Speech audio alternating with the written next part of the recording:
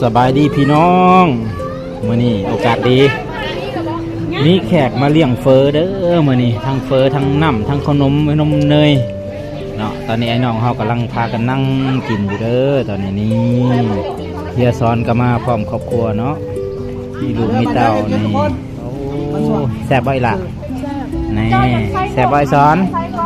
โอ้ไม่น้อยแซ่บบ่นี่เจล่าก็มาเจมีก็มานี่นี่คุณกระโต๊ะคุณป๊อตัวไอ้น้องเขานั่งเต็มเลย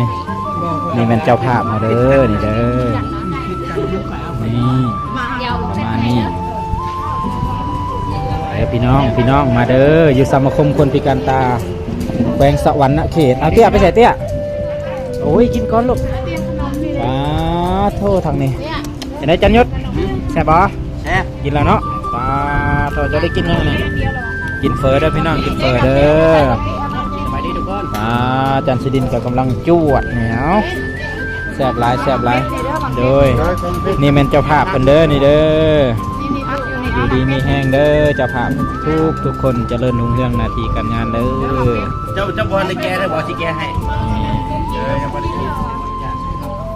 ดี๋ยวพี่น้องโอ้จันโตอยู่นี่เนาะโอ้ยน่าได้จัน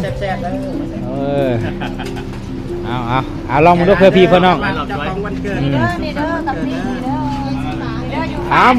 มื้อนี้ผู้ใดสิทำสถิติ5ถ้วยโอ้ทางนี้เอาแล้ววะจวดพี่น้องเฮ็ด